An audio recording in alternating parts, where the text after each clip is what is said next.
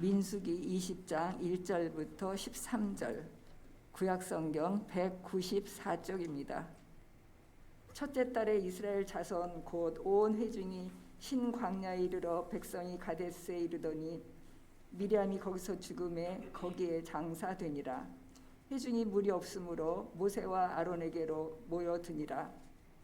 백성이 모세와 다투어 말하여 이르되 우리 형제들이 여호와 앞에서 죽을 때에 우리도 죽었더라면 좋을 뻔하였도다. 너희가 어찌하여 여호와의 회중을 이 광야로 인도하여 우리와 우리 짐승이 다 여기서 죽게 하느냐? 너희가 어찌하여 우리를 애굽에서 나오게 하여 이 나쁜 곳으로 인도하였느냐?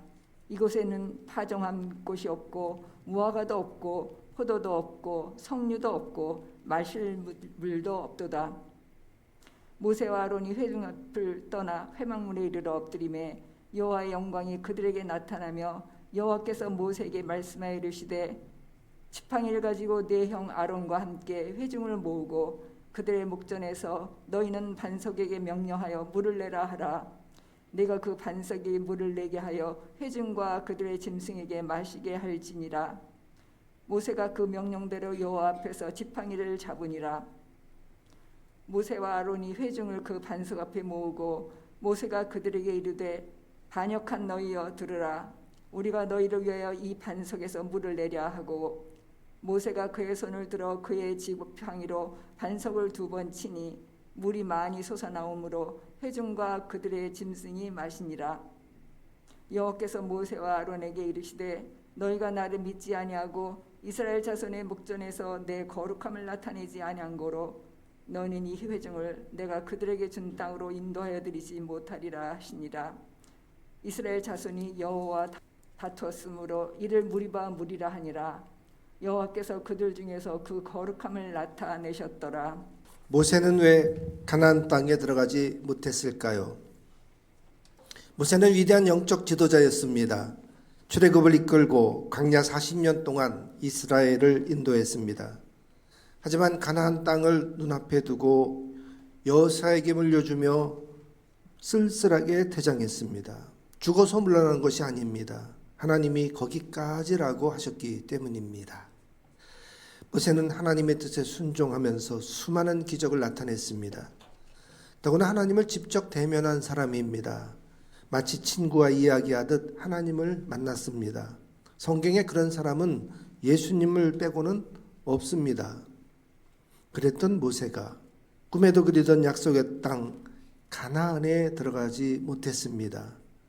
성경은 그 이후로 무리바 반석 사건을 들고 있습니다. 본문 12절에 모세와 아론이 약속의 땅으로 못 들어갈 거라고 하셨습니다. 여호와께서 모세와 아론에게 이르시되 너희가 나를 믿지 아니하고 이스라엘 자손의 목전에서 내 거룩함을 나타내지 아니한 고로 너희는 이 회중을 내가 그들에게 준 땅으로 인도하여 드리지 못하리라 하시니라.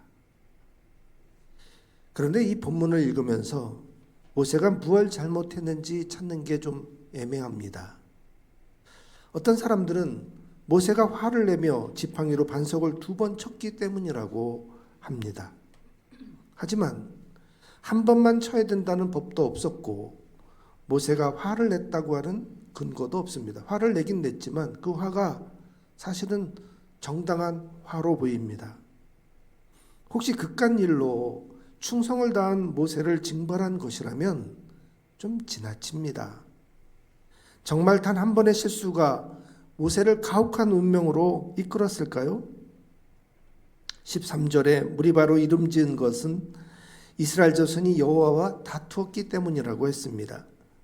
하나님하고 모세가 다툰 게 아닙니다. 이스라엘 자손이 마실 물이 없다며 하나님께 원망을 쏟았지요. 모세는 하나님께 기도하고 지팡이를 잡고 반석에게 명령하여 물을 내라는 응답을 받았습니다. 모세는 그대로 순종했습니다. 오늘 본문에 보면 모세가 그대로 하니라 이런 구절들이 나와요. 모세는 순종한 죄밖에 없습니다. 여기서 도대체 모세가 뭐를 잘못했다는 것입니까? 우선 출애굽기 17장에 무리바와 똑같은 르비딤 사건이 있었습니다. 이스라엘 백성들이 출애굽하고 한 달 만에 르비딤에 도착했습니다. 출애굽 때 챙겼던 물이 떨어졌죠.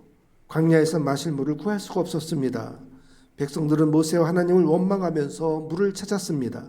모세는 하나님이 명령하신 대로 지팡이로 호렙산의 어느 바위를 내리쳤습니다. 그랬더니 거기서 물이 솟아나왔습니다. 무리바는 그보다 40년 뒤에 일어난 일입니다. 이제 드디어 가나안 땅에 들어갈 참입니다. 모세의 누이 미디암이 죽었습니다. 그의 장례를 치르고 나니 물이 떨어졌습니다. 이스라엘 백성들은 모세를 찾아와 원망을 쏟아냈습니다. 이들은 40년 전에 르비딤에서 물 얻은 사건을 모릅니다. 왜냐하면 출애굽 세대는 광야에서 다 죽고 광야에서 새로 태어난 새로운 세대였기 때문이죠. 그러나 모세는 40년 전에 이 똑같은 일이 벌어졌다는 것을 잘 알고 있었습니다. 그래서 하나님께 기도했고 르비딤에서와 똑같이 지팡이로 반석을 쳐서 물을 냈습니다. 그때와 같이 이번에도 반석에서 물이 나왔죠. 그때와 같이 하나님과 다퉜다고, 이스라엘 백성하고 하나님하고 다퉜다고 그 물을 무리바라고 이름을 지었습니다. 출애굽기의 르비딤 사건과 이 민수기에 나오는 이 무리바 사건 똑같습니다. 목말랐던 것 똑같죠. 백성들이 원망한 것도 똑같죠. 지팡이를 가지고 문제를 해결한 과정도 똑같습니다. 그리고 솟아나온 그 물을 무리바라고 이름 지은 것도 똑같습니다. 차이점이라고는 르비딤 때는 아직 성막을 짓기 이전이어서 모세가 그냥 길에서 기도한 내용이 나오고요. 본문에 보면은 모세는 성막에 나가서 엎드려 기도했다 그랬어요. 그게 좀 다르고요. 또 굳이 또 다른 점을 찾아보라면 르비딤 때는 하나님께서 지팡이로 반석을 치라고 하셨는데 이번에는 본문에 보면 지팡이를 가지고 가라 이렇게 명하셨어요. 그래서 하나님이 모세에게 지팡이를 가지고 가라고만 하셨는데 모세가 자기 마음대로 반석을 쳐가지고 이게 잘못됐다 이러는 거예요. 그러나 모세는 40년 전에 이게 한 번 경험했던 일입니다. 모세에게 지팡이를 가지고 가라 하는 뜻은 모세가 받아들이기에 이걸 가지고 가서 반석을 치라고 하시는구나 라고 알아들을 수밖에 없었던 거죠. 만약에 그것을 트집을 잡는다면 하나님이 모세를 함정에 빠뜨리는 셈이 됩니다. 하나님이 그런 분이셨겠어요? 모세에게 지팡이는 아주 각별한 물건입니다. 호렙산에서 하나님의 부름을 받을 때 양을 돌볼 때 쓰던 이 지팡이가 뱀으로 되는 기적이 일어났어요. 이 지팡이를 들고 바로 앞에 찾아가서 지팡이를 던지니까 이게 또 뱀으로 변한 사건이 일어났어요. 이 지팡이로 나일강을 피로 변하게 했습니다. 홍해를 가를 때도 모세가 이 지팡이를 들고 손을 바다 위로 쫙 내미니까 바다가 갈라졌죠. 아말렉과 싸울 때도 모세가 산꼭대기에 올라가서 이 지팡이를 높이 치켜드니까 밑에서 싸우고 있던 여호수아가 아말렉을 무찔렀어요. 그런데 또 하나의 지팡이가 등장합니다. 그것은 바로 아론의 지팡이입니다. 모세가 아론에게 이렇게 말해요. 지팡이를 잡고 애굽의 모든 물들과 하수들과 운하와 못과 모든 호수 위에 내밀라 그랬어요. 그랬더니 피로 변했습니다. 이것이 모세의 지팡이를 아론에게 빌려준 것인지 아니면 따로 아론의 지팡이가 있었던 것인지는 분명하지가 않습니다. 그 후에 개구리 재앙 때에도 또 티끌이 이가 되는 재앙 때에도 이 아론의 지팡이가 사용이 됩니다. 그러나 메뚜기 재앙 때는 다시 모세의 지팡이를 사용했습니다.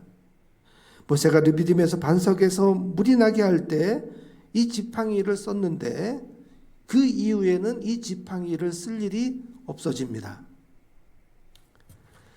그러다가 민수기 17장에서 고라가 제사장의 권위에 반역을 했을 때 아론의 지팡이가 등장합니다.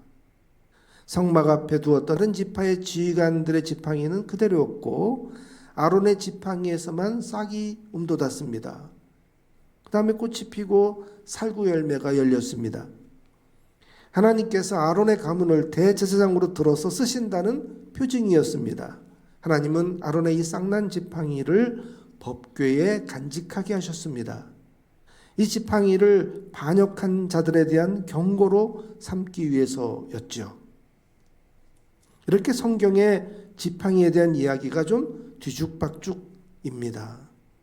모세의 지팡이는 하나인데 아론이 이걸 같이 썼는지 아니면 따로따로 지팡이가 두 개였는지는 분명하지 않아요. 기적을 행하고 능력의 상징이었던 이 지팡이는 성막을 짓고 나서 법궤를 만든 다음에는 그 역할이 사라집니다.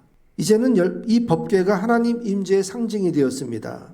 하나님은 모세와 성막에서 만나시고 거기서 모든 일을 다 일러주셨습니다. 지팡이에서 법궤로 역할이 옮겨졌어요. 지팡이로 홍해를 갈랐었는데 요단강을 갈를 때에는 법궤를 앞세우고 지나갔습니다. 지팡이의 능력으로 아말렉을 무찔렀는데 여리고 성을 무너뜨릴 때는 법궤를 메고 성을 돌았습니다. 지팡이가 애굽의 재앙을 일으켰는데 이 법궤를 빼앗아간 블레셋 진영에 재앙을 당하게 됩니다. 그래서 보면 지팡이가 했던 일을 이제는 법궤가 대신하는 스토리로 바뀌게 되죠. 법궤가 성막에 자리를 잡고 나서부터는 성경의 어디에도 지팡이가 역할을 했다는 이야기가 안 나옵니다. 지팡이의 시대가 지나가고 법궤가 그 역할을 대신했음을 분명히 보여주는 거죠. 그런데 오늘 본문에서 모세가 잡아서 반석을 쳤던 이 지팡이가 법궤에 두었던 아론의 지팡이였다라는 주장이 있습니다. 왜냐하면 9절에 모세가 그 명령대로 여호와 앞에서 지팡이를 잡았다 그랬거든요. 그런데 이거를 여호와 앞에 두었던 지팡이라고 번역할 수 있습니다. 그래서 현대인의 성경이나 다른 성경에는 그렇게 번역해 놨어요. 여호와 앞에 두었던 지팡이. 그러면 뭐가 되겠어요? 법궤에 보관되었던 아론의 지팡이, 이런 뜻이 되는 거죠. 그러니 법궤에 두었던 아론의 지팡이라는 주장도 일리가 있습니다. 만약에 그랬다면 르비딤에서 반석을 쳤던 거와는 달리 여기서는 좀 달라야 했다는 거죠. 법궤에 모시고 하나님의 임재의 상징으로 쓰였던 그 거룩한 아론의 지팡이라면 그걸로 함부로 반석을 쳐서는 안 되었다는 겁니다. 그냥 지팡이를 들고만 있었어야지 그걸로 왜 반석을 내리쳤냐는 거죠. 그것도 한 번이나 또 아니고 두 번씩이나. 이런 주장도 역시 모세를 함정에 빠뜨렸다는 지적을 피할 수는 없습니다. 이게 아론의 지팡이든 모세의 지팡이든 일단 모세의 손에 지팡이가 들려지면 모세는 습관적으로 그거를 치게 돼 있거든요. 애초에 모세에게 지팡이를 가지고 가라고 한 것부터가 잘못인 거죠. 하나님이 잘못하신 거죠. 그런 걸로 모세의 잘못을 찾아내려고 하는 것보다는 우리 본문 12절을 좀 자세히 보는 것에 해답이 있습니다. 12절에 하나님이 모세와 아론을 야단치는 내용이 두 가지입니다. 하나는 너희가 나를 믿지 않았다는 것입니다. 또 하나는 이스라엘 자손의 목전에서 내 거룩함을 나타내지 않았다는 것입니다. 첫 번째, 모세와 아론이 믿지 않았다는 이 꾸중은 좀 의아스럽습니다. 뭘 믿지 않았지? 반석에서 물이 나오는 거를 믿지 않았나? 그랬다면 모세가 그 반석을 지팡이로 내리치지도 않았겠죠? 모세는 분명히 반석을 치면 물이 나온다고 믿었습니다. 그러니까 오늘 회중을 모아놓고 거기서 그 퍼포먼스를 한 거죠. 믿음이 없었으면 그걸 했겠어요? 도대체 뭘 믿지 않았다는 건지 의아스럽습니다. 앞에 10절을 보면 모세가 화를 낸 건 맞아요. 모세가 이 불평한 백성들을 꾸짖습니다. 이 반항하는 무리들아! 꾸짖잖아요. 여기에 모세의 역성이 느껴져요. 그러나 이 꾸중은 하나님을 대신한 꾸중입니다. 모세가 잘못 말한 게 아니에요. 정당하게 불평불만하는 이 백성을 하나님을 대신해서 꾸짖었어요. 잘한 거죠. 그 다음에 우리가 너희를 위하여 이 반석에서 물을 내랴 이렇게 말했는데 여기에는 약간 모세가 교만한 부분이 있어요. 하나님이 반석에서 물을 내신다 이렇게 말해야 되는데 우리가 반석에서 물을 내랴 이렇게 말했기 때문에 교만한 부분이 있어요. 그래서 하나님이 거룩함을 나타내지 않았다고, 하나님의 거룩함을 나타내야 되는데 이 하나님이 하신 일입니다. 늘 이렇게 영광을 돌려야 되는데 우리가 이걸 한다 이렇게 말했기 때문에 이걸 꾸짖었어요. 그래서 이 두 번째 꾸중은 좀 이해가 돼요. 그런데 모세와 아론이 믿지 않은 게 무엇인지는 여전히 불분명합니다. 자, 모세가 반석에서 물 나온다는 걸 믿지 않았을까요? 그거는 아닐 겁니다. 사실 모세가 가나안 땅에 들어가지 못한 이유를 알아내는 본문은 오늘 이 본문이 아니라 다른 곳에 있습니다. 그것은 40년 전 시내산을 떠나서 한 달 만에 도착한 그 장소입니다. 거기가 바로 가데스였습니다. 가데스 바네아에 도착한 모세는 12 정탐꾼을 먼저 보내죠. 그리고 돌아온 정탐꾼들 10명이 부정적으로 보고를 합니다. 여호수아 갈렙만 믿음으로 싸우자고 했고 나머지는 겁먹고 우리는 거기에 쳐들어갈 수가 없다고 뒤로 다 꽁무니를 뺐죠. 그때 모세가 겁을 먹고 그 여론을 받아들여서 가나안 정복을 포기했었습니다. 그때 하나님이 분노하시면서 말씀하셨죠. 그게 바로 민수기 14장 28절로 30절입니다. 여호와의 말씀에 내 삶을 두고 맹세하노라. 너희 말이 내 귀에 들린 대로 내가 너희에게 행하리니 너희 시체가 이 광야에 엎드러질 것이라. 너희 중에서 20세 이상으로서 계수된 자 곧 나를 원망한 자 전부가 여분네 아들 갈렙과 눈의 아들 여호수아 외에는 내가 맹세해 너희에게 살게 하리라 한 땅에 결단코 들어가지 못하리라. 그 뒤에 말씀이 좀 더 있어요. 하나님이 3가지를 말씀하셨죠. 첫째, 너희는 이 광야에서 다 죽는다. 둘째, 가나안 땅에 아무도 못 들어간다. 셋째, 40년 동안 광야를 방황하게 될 거다. 이거는 이스라엘 백성들이 불평할 때 쓴 말이에요. 하나님이 그 말을 들으시고 그래? 그러면 내가 한 말대로 해주마 하고 내리신 3가지 결정입니다. 여기에 모세와 아론도 포함이 됐어요. 모세와 아론도 못 들어간다. 이건 40년 전에 하나님이 계획하신 거예요. 자, 40년 후에 모세와 아론이 바로 그 역사의 현장에 도착했습니다. 오늘 본문 20장 1절을 보세요. 여기 보면 첫째 달에 이스라엘 자손 곧 온 회중이 신광야에 이르러 백성이 가데스에 이르더니 그 가데스가 이 가데스예요. 40년 전에도 이스라엘 백성들이 여기서 불평을 반복했었습니다. 어리석은 백성들이 하나님을 믿지를 못했었어요. 그 현장에 다시 와보니까 40년 전에 그 일이 또 생각나는 곳입니다.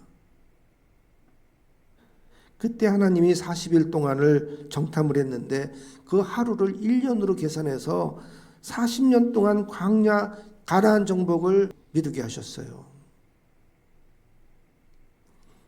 40년 동안 모세는 많은 일을 해냈지만 하나님의 이 계획을 바꾸지는 못했습니다.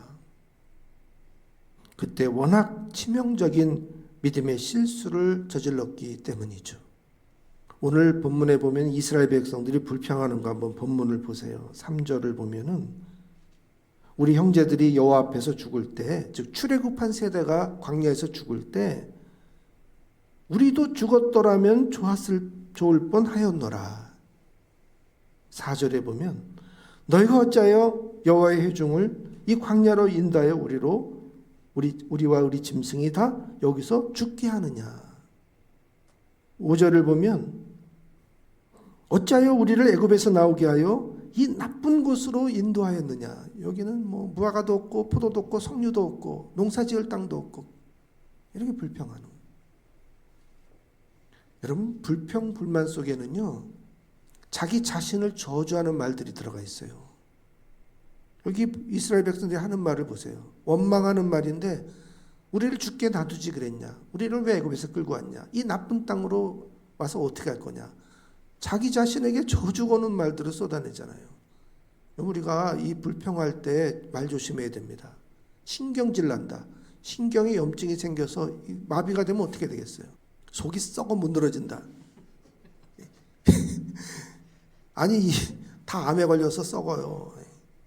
자, 왜 그런 자기 스스로에게 저주를 걸어요? 우리가 말을 하면 하나님이 그 말을 다 들으시고, 하나님이 마음이 상하시면 그래, 네 한 말대로 해주마 하고 그게 이루어진다니까요. 모세가 가데스 현장에 40년 만에 다시 왔어요. 그때 그 잘못된 결정으로 인생의 40년을 허비했잖아요. 그때 믿음으로 가나안 땅을 들어갔으면요, 80세에 가나안을 정복하면서 40년 동안 이스라엘 그 안에서 다스리고 신나게 살을 수 있었어요. 그런데 거기다 인생을 다 바치고 마지막 이제 미리암을 죽죠. 그 다음에 아론이 죽죠. 그 다음에 모세가 죽어요. 가나안 땅에 못 들어가요.